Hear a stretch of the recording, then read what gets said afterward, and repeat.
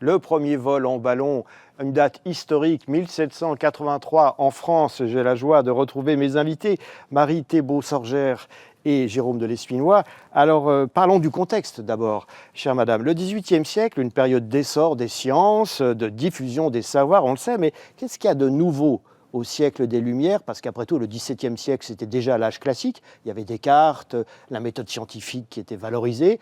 Et pourtant, au XVIIIe siècle, il y a vraiment une rupture? Il y a d'abord un essor de l'expérimentation, observation et expérimentation, et une systématisation, et l'idée aussi qu'on va vers une rationalisation. C'est vraiment le siècle de la raison et l'idée qu'on s'éloigne aussi d'une cause qui serait une cause divine, et c'est notamment le cas pour la question du droit ou du droit naturel, notamment pour les inventeurs.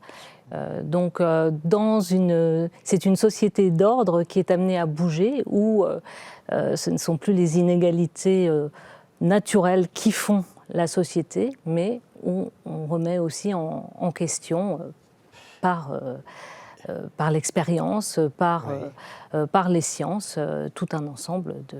Est-ce qu'il y a un écosystème favorable aux inventions qui se met en place au XVIIIe siècle? C'est aussi la montée des publics et des marchés pour de nombreuses inventions, objets. Il y a une montée aussi, un intérêt pour les sciences, une curiosité des cours publics, l'essor aussi urbain, très important, l'essor démographique dans les villes.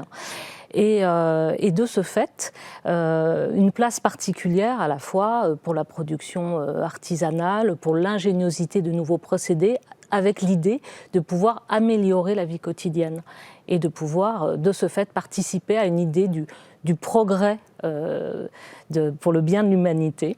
On est vraiment dans une dynamique de perfectionnement de l'entendement humain. C'est pour ça que la notion de marché joue un rôle, parce qu'il faut répondre à une demande.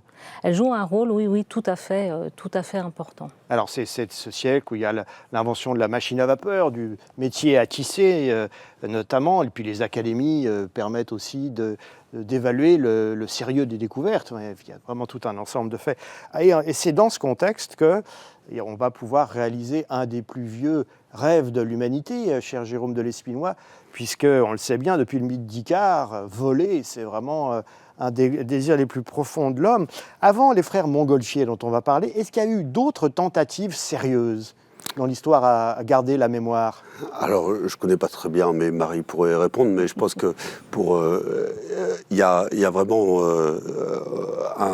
un esprit scientifique qui permet un certain nombre d'expérimentations et deux écoles scientifiques avec les frères Montgolfier et puis Charles, et deux écoles expérimentales, et c'est grâce à cet esprit scientifique et ces écoles expérimentales qu'on va arriver à ces ascensions qui sont presque simultanées, une avec des ballons à air chaud et d'autres avec des ballons à hydrogène.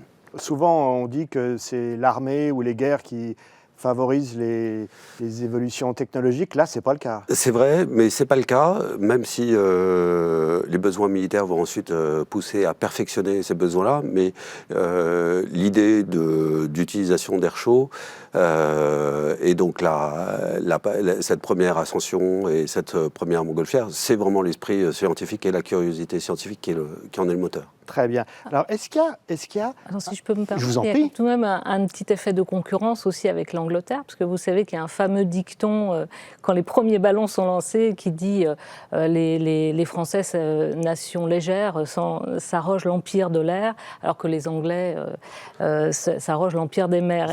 C'est drôle, voilà, c'est un beau d'esprit. Il y a vraiment cette tension, cette idée, en même temps une anglomanie, et en même temps une idée voilà, il y a une forme d'émulation, et donc c'est investi quand même d'une dimension assez vite politique, en fait, la réception. Vous diriez qu'il y a un sentiment national qui est un peu de...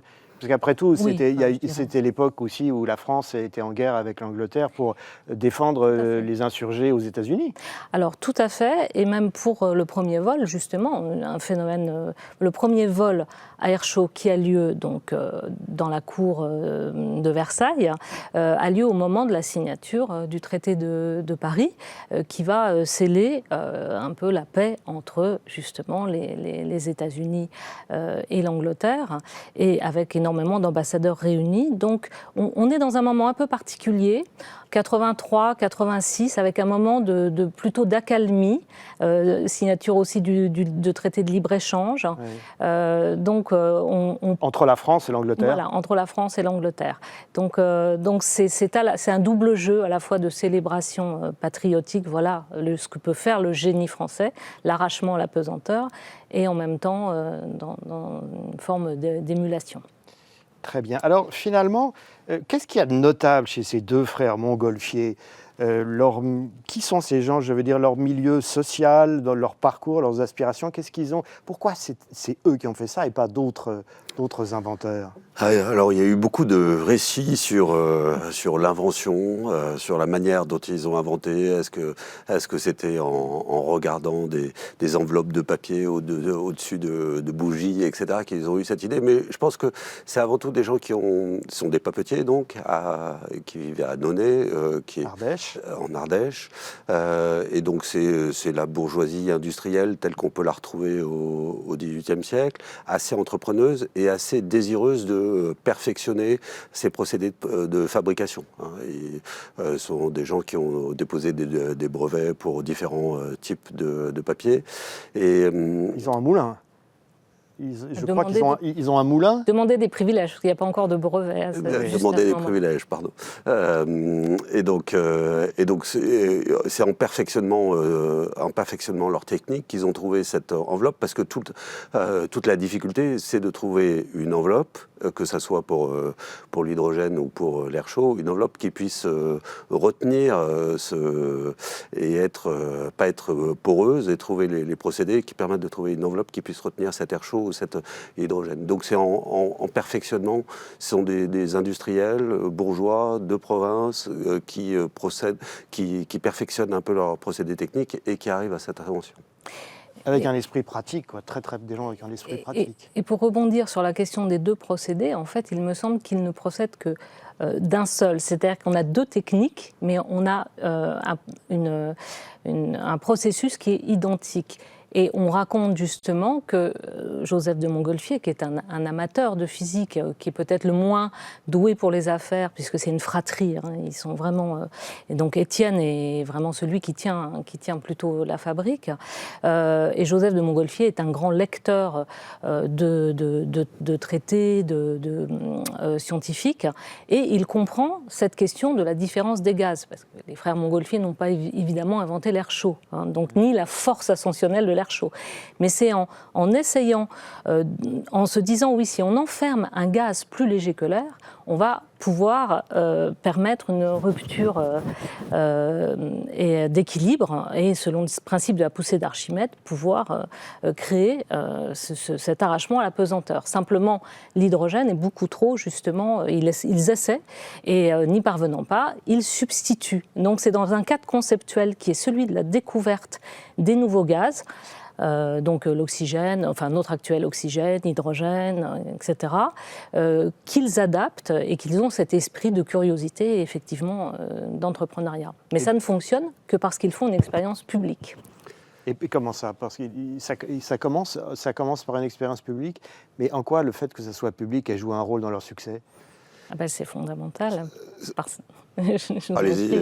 Non, je vous en prie, Jérôme. Allez-y, ça a donné une publicité incroyable à leur invention, et tout de suite, dans ce XVIIIe siècle qui est avide de savoir, de nouvelles découvertes,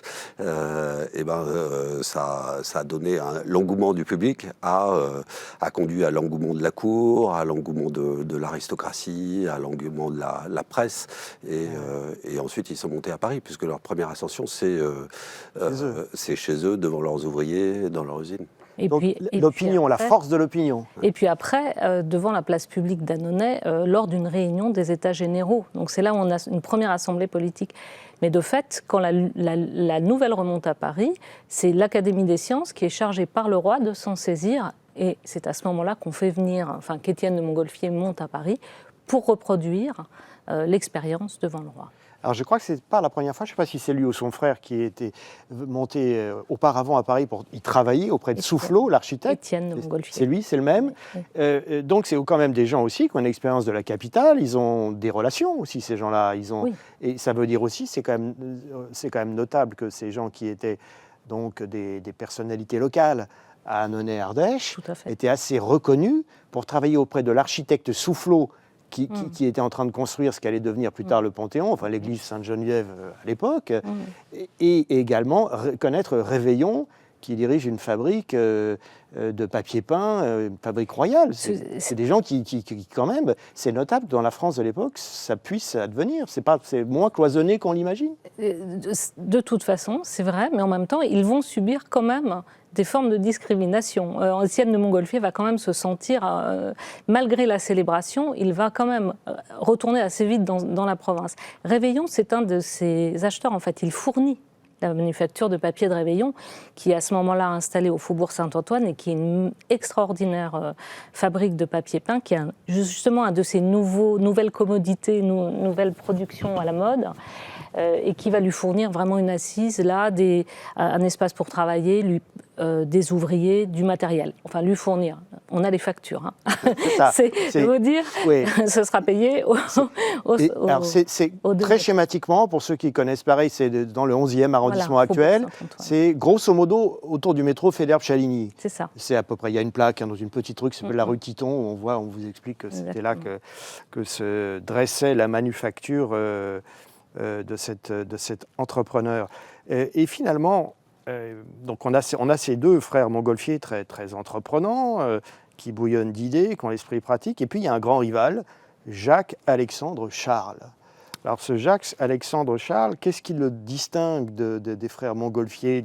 Parce que lui aussi veut réussir cet exploit. C'est une émulation entre ces deux.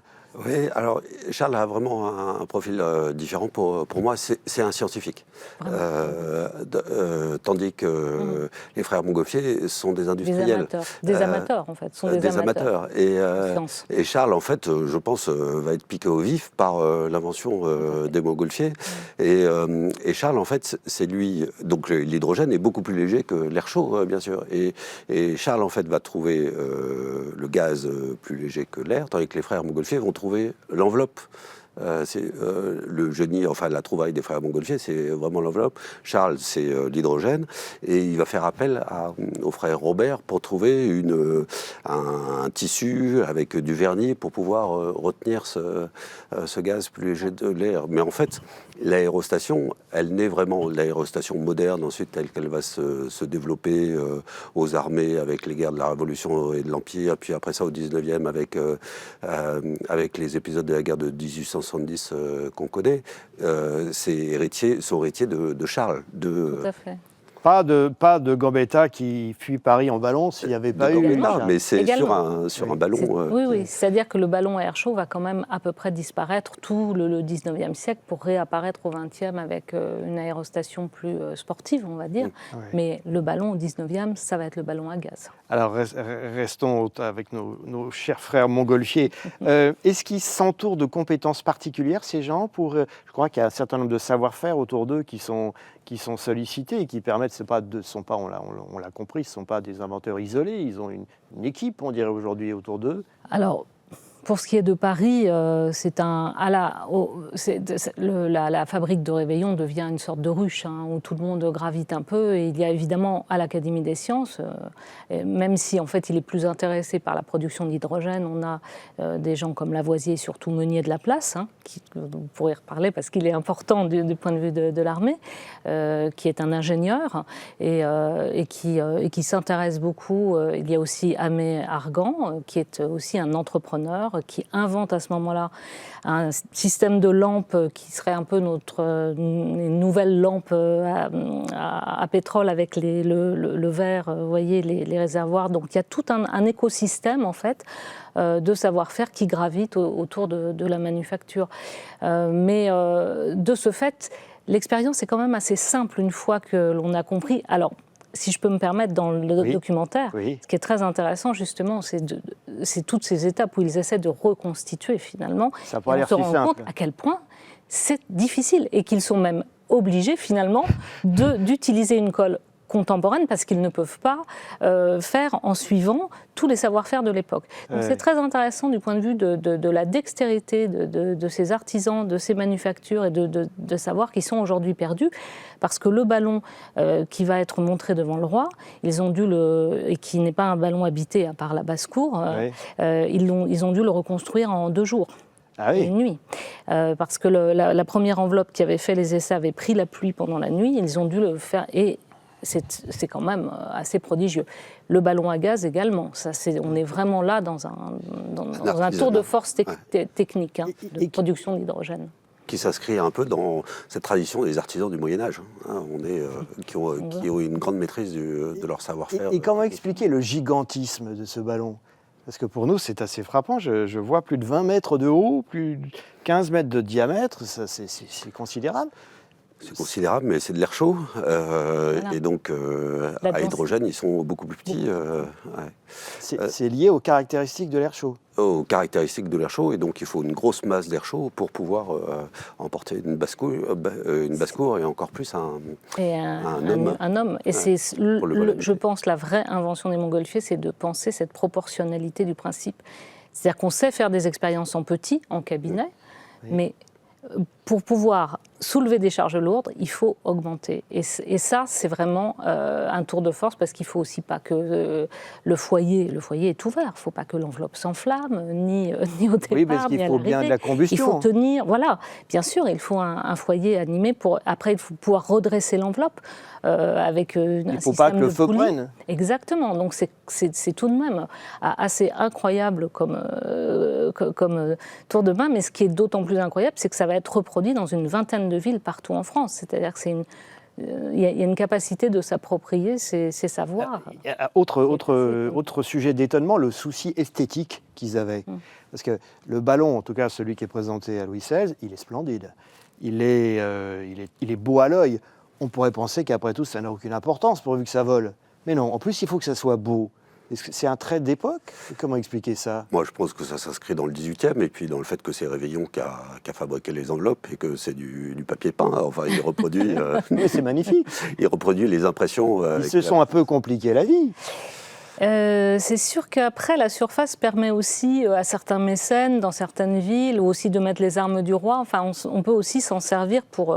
c'est aussi une expression aussi du patronage. De la puissance royale. Voilà. Oui. En revanche, c'est vrai que les ballons à gaz vont avoir un autre type d'esthétique très moderne qui va être, mais quand même de jouer sur les couleurs et d'alterner les bandes et les couleurs. Donc on peut moins les décorer. En plus, il y a du vernis dessus. Donc, puis il y a tout un appareil avec des nacelles, des filets, etc. C'est beaucoup plus technique, en fait. Très bien. Alors, 1783, donc cette année sans pareil. D'abord un vol sans passager à Annonay.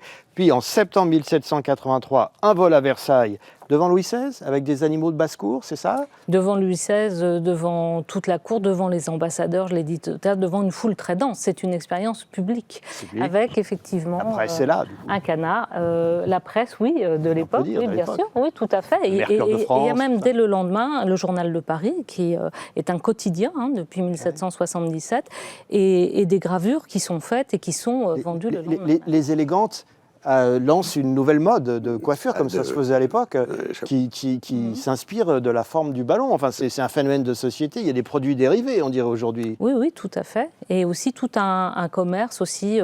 Ça devient un motif, aussi bien dans des horloges, des tasses, des tabatières, des assiettes, qui va durer.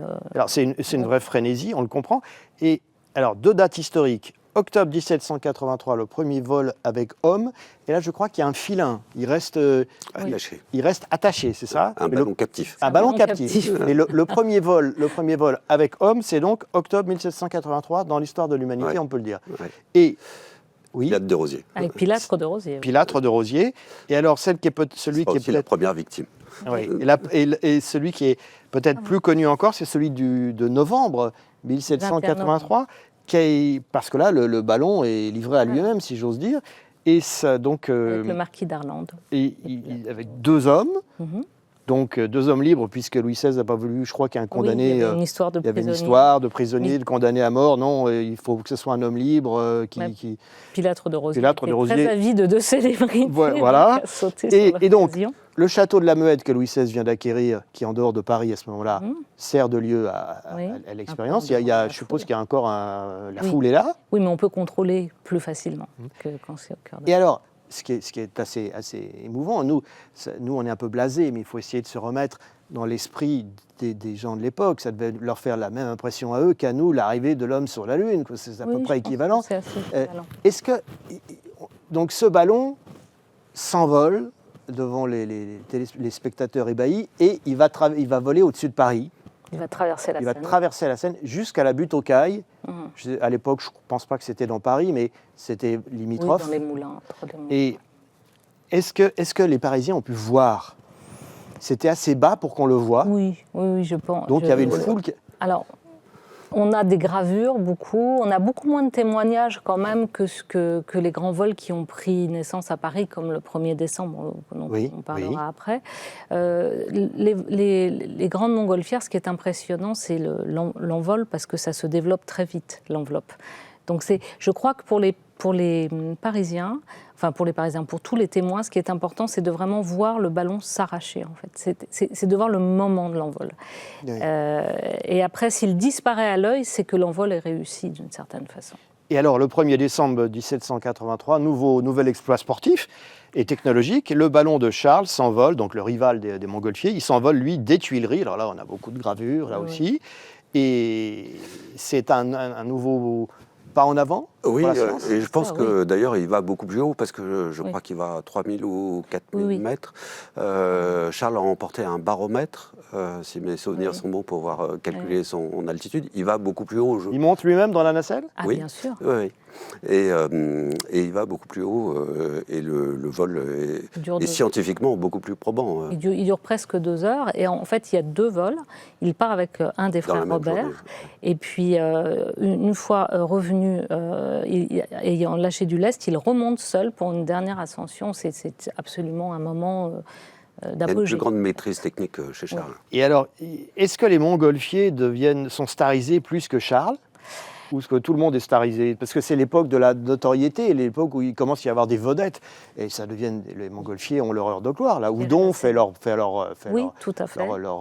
Graal et grave leur médaillon avec des lauriers. Enfin, oui, je ne sais pas, c'est un peu... Oui, je pense que...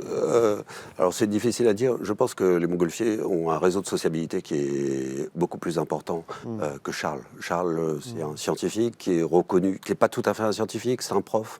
Il n'a pas le même réseau de sociabilité et je pense qu'il n'a pas le même entre-gens que les montgolfiers.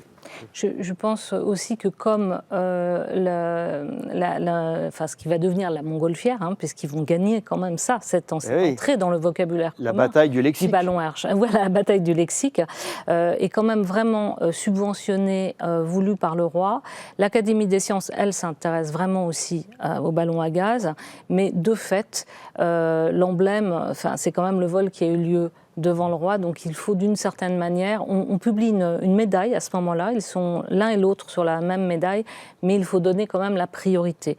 Ils sont anoblis, mais eux, ils ne sont pas tellement intéressés par ça. Ce qui les intéresse, c'est le titre de manufacture royale, dont ils ont vraiment besoin pour leur déboucher, pour leur production.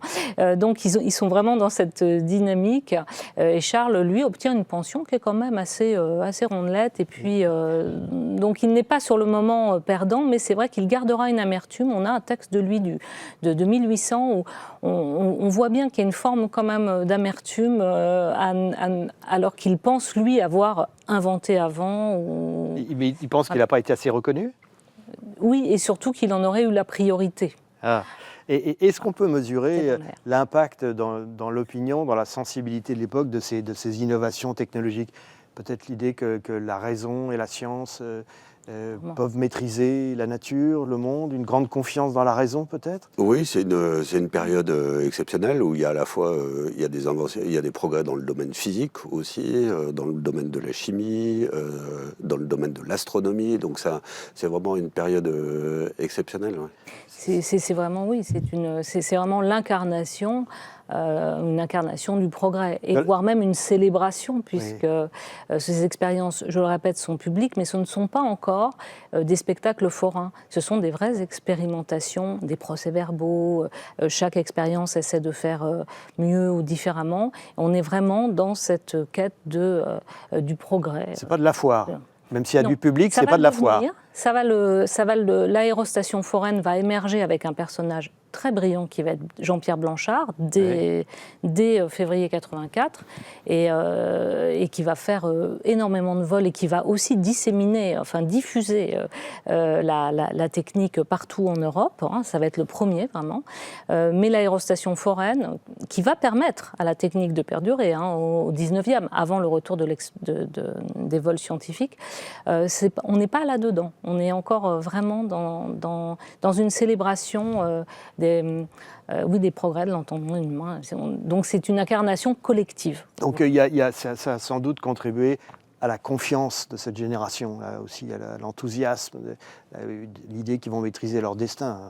Oui. Et évidemment, tout ça, ça évoque un peu l'esprit qui va arriver, l'esprit de 1789. Alors si on avance de quelques années, quand la Révolution arrive et ces guerres, la première utilisation militaire de ces ballons, c'est donc la bataille de Fleurus? Oui, en juin 1794. En fait, il faut se replacer dans le contexte de la Révolution française, des coalisés qui attaquent la France et d'une mobilisation des scientifiques par la Convention. Et donc, cette mobilisation des scientifiques, elle aboutit, des chimistes en particulier, elle aboutit à créer une compagnie d'aérostiers. Avec un ballon, et d'ailleurs le chef de cette compagnie d'aérostiers, qui est le capitaine Coutel, c'est un disciple de Charles. Ils sont de la même génération, d'ailleurs, ils ont travaillé ensemble dans le même laboratoire. Et donc en 2 mots, c'est face aux Autrichiens. C'est la première Belgique. ascension d'un ballon captif, et qui permet, lors de la bataille de Charleroi, lors du siège de Charleroi, au général Jourdan, d'avoir des messages sur les mouvements des Autrichiens. Oui, donc c'est quand même très moderne comme utilisation. C'est très moderne, on retrouvera la même chose pendant la guerre de 14 avec des ballons captifs. Merci à mes invités, Marie Thébault-Sorguer, Jérôme de Lespinois, d'avoir fait revivre ce qu'on peut appeler un tournant dans l'histoire de l'humanité. Je crois que le terme n'est pas excessif si on se remet dans le contexte de l'époque. Oui, il y a un avant et un après, le premier vol en ballon des hommes dans les airs. Je rappelle vos livres, Marie Thébault-Sorguer, L'aérostation au temps des Lumières aux presses universitaires de Rennes et Une histoire des ballons, magnifiquement illustré. Jérôme de Lespinois, La nouvelle histoire de l'armée de l'air et de l'espace, aux éditions Pierre de Teillac, un ouvrage collectif que vous avez dirigé. Merci de nous avoir suivis. Retrouvez-nous sur la chaîne du Figaro TV, en replay et sur l'application du Figaro. Merci de votre fidélité surtout et à très bientôt pour un nouveau numéro de Parlez-moi d'histoire.